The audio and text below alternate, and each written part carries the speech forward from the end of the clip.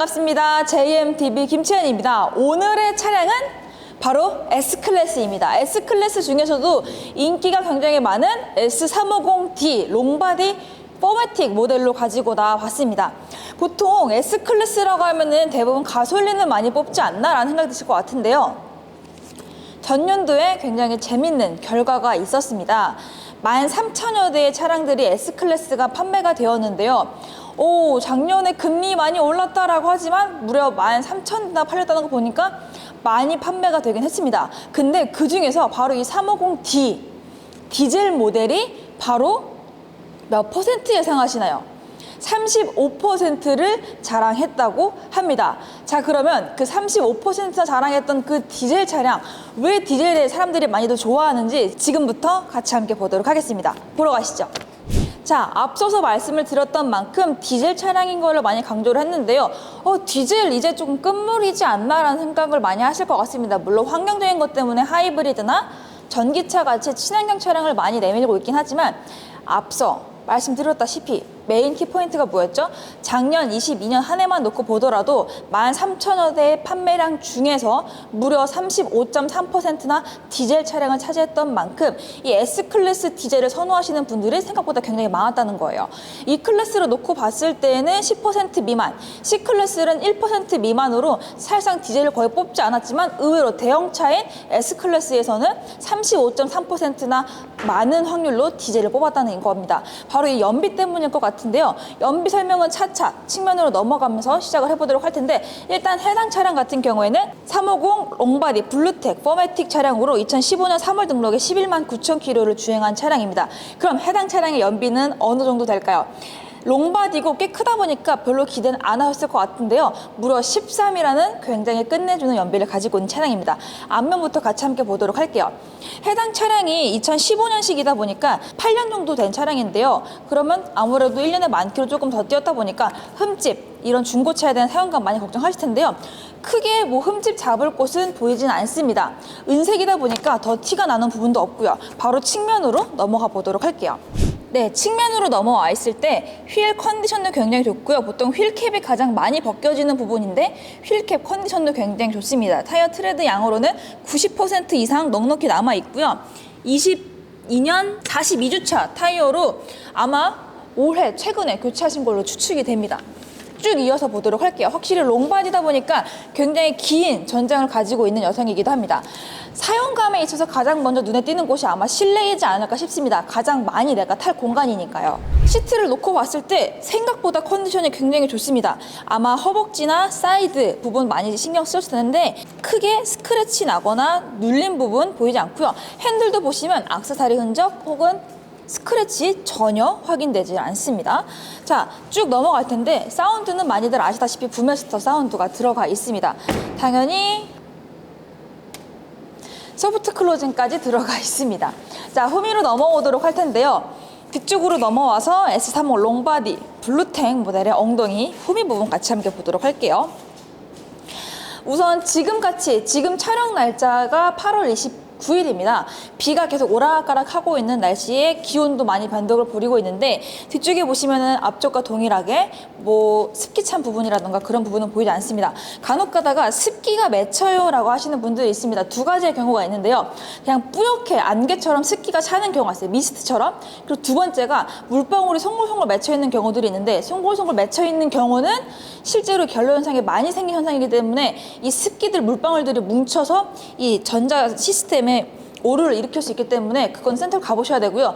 미스트처럼 곱게 안개만 쌓이는 정도라면은 그 정도까지는 괜찮습니다. 왜냐면 센터에서 갔을 때 그렇게 답변을 해주셨어요. 안경에 낀 김서림처럼 뿌옇게만 됐다. 오케이. 근데 그 콜라컵에 냅뒀는데 콜라컵에 물방울 더더더더더 막 미치는 것처럼 많이 맺혀 있다. 그러면 안 돼요. 안쪽을 보도록 할게요. 이 차량의 장점은 우표가 빠졌기 때문에 좌우 공간이 넓다는 거예요. 그래도 캐리백을 실긴 조금 어렵습니다. 드라이버는 빼셔야 돼요. 그리고 조금 찌그러진 상태로 가방에 들어간다라는 거. 그게 싫다라고 하시면은 후석에 따로 별도로 실으시는 걸 추천드리도록 할게요. 바로 2열 공간으로 넘어가도록 할 텐데 넘어가기 전에 뒤쪽 타이어 휠 같이 함께 보면요. 전체적으로 휠 컨디션 좋고요. 앞뒤 동일한 한국 타이어로 22년 타이어가 장착이 되어 있습니다. 앞뒤로 굉장히 짱짱이 많이 남아 있습니다. 뒤쪽으로 한번 넘어와서 보도록 할게요. 뒤쪽으로 넘어와서 보시면 가장 눈에 띄는 건 바로 안전벨트 부분일 것 같은데요. 도어를 열었을 때 빨간색 불빛과 함께 이렇게 돌출되는 형식으로 들어가 있습니다. 이 친구 같은 경우는 암레스트에 버튼들이 거의 없습니다. 그냥 깔끔하게 심플하게만 떨어져 있고요. 앞쪽으로 넘어가서 센터 콘솔을 보시면 3전 독립 에어컨과 CD를 조작하실 수가 있습니다. 우측으로 보시면은 좌우 독립형 디스플레이가 들어가 있고요. 바로 도어 트림 쪽에 넘어오셔야지만 열선, 통풍 시트, 그리고 메모리 시트까지 들어가 있는 것을 확인하실 수가 있습니다. 쭉 이어서 앞쪽도 같이 함께 보도록 할 텐데요. 보통 상석보다는 이 S클래스들 누구 모시는 용이 아니면은 조수석이 가장 많이 앉기 때문에 조수석까지 같이 함께 보도록 하겠습니다. 아까 상석도 그렇고 조수석 쪽도 보시면 거의 시트에 앉았던 착자 흔적은 거의 보이지 않습니다. 바닥에도 순정 매트가 장착이 되어 있는데 순정 매트 자체에도 따로 까짐이나 그런 게 보이지 않을 정도니까요. 자, 안으로 한번 들어가 보도록 하겠습니다. 자, 우선 시동을 먼저 걸어보도록 할게요. 디젤 차량이다 보니까 사운드에 좀 더 집중해 보시는 게 좋을 것 같습니다. 앞에 세레모니 라이트도 지금 작동을 했고요. 지금 시동을 걸어 놓은 상태인데 굉장히 조용합니다. 지금 촬영 때문에 사운드를 들려드리기 위해서 전 도어를 오픈을 해놨을 때 이 정도 사운드, 그렇기 때문에 실제로 닫았을 때는 디젤이랑 가솔린이랑 거의 차이가 없을 정도일 겁니다. 오른쪽으로 넘어와서 메인 디스플레이를 한번 보도록 할 텐데 확실히 와이드 콕핏으로 쭉 연결이 되어 있습니다. 이 친구들은 조금 일찍부터 와이드 콕핏을 이용을 했죠. 그 다음에 후방 카메라 컨디션 한번 보여드리도록 할게요. 해당 차량은 어라운드 뷰가 기본적으로 탑재가 되어 있고요. 가이드라인 그리고 어시스트 라인까지 모두 다 확인을 하실 수가 있습니다. 아래쪽으로 내려오시면은 이 친구들은 뭐 열선 통풍은 동일하게 뒷좌석과 동일한 게 도어 트림 쪽에 들어가 있고요. 아래쪽으로 내려와서는 전자제어 에어 서스펜션 혹은 컴포트 스포츠 모드를 조절하실 수 있는 버튼이 들어가 있습니다. 깨알 아직도 있는 아날로그 전화번호도 있고요. 위쪽으로 올라가시면 썬루프가 들어가 있는데요. 썬루프 같은 경우에는 파노라마 썬루프가 아니라 듀얼 썬루프로 앞쪽이 7, 뒤쪽에 3 정도로 앞쪽이 비중이 더 넓게끔 들어가 있는 모델입니다. 디젤 차량이다 보니까 뭐 밟았을 때 사운드가 난다거나 하진 않습니다. 하지만 해당 차량의 가장 큰 장점 중에 하나가 아까 연비라고 말씀을 드렸잖아요. 연비라고 말씀드린 것 중에 가장 큰 차이가 제가 청라에서 봤을 때 기준으로 말씀드립니다. 디젤이 1,700원, 그리고 고급유가 1,900원으로 놓고 계산을 했을 때 제가 이렇게 다 공부를 해왔거든요. 이렇게 말씀드리면 동일한 CC로 봐야 되기 때문에 350D 롱바디 2,987cc, S400 롱바디 가솔린이 2,996cc로 계산을 해볼게요. 블루텍이 13km/리터, 연비가 13, 그리고 S400 가솔린이 9, 연비가 9 정도 나옵니다. 그럼 가득 넣었을 때가 76리터 들어가거든요. 가득 넣으면 129,200원 디젤, 그리고 가솔린이 144,400원. 생각보다 별로 차이가 안 나죠. 15,000원밖에 차이가 안 나요. 고급유랑 디젤을 놓고 비교해보더라도 별로 차이가 안 납니다. 근데 중요한 게 주행 가는 거리가 중요하잖아요. 여기서 깜짝 놀랐어요. 블루텍 같은 경우에는 988km, 거의 1000km 주행을 하고요. 꽤 차이가 많이 납니다. 가솔린 같은 경우는 684km밖에 주행을 안 해요. 그러니까 300km나 차이가 난다는 거예요. 만약에 내가 한 달에 1000km를 주행한다라고 했을 때 솔직히 연비 주행만 하신다면은 고속도로 많이 타시고 연비 주행 하시면은 한 번만 기름 넣고 그러니까 129,000원, 13만 원만 내고 한 달을 탈 수가 있는데 가솔린 모델 같은 경우는 684km밖에 안 되다 보니까 조금 더 주유를 해야 합니다.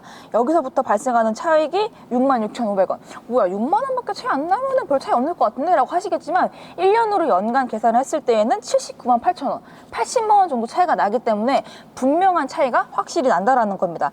그런 면에서 제가 봤을 때에는 아마 이런 부분들 때문에 많은 분들이 디젤로 넘어가지 않았나 생각이 듭니다.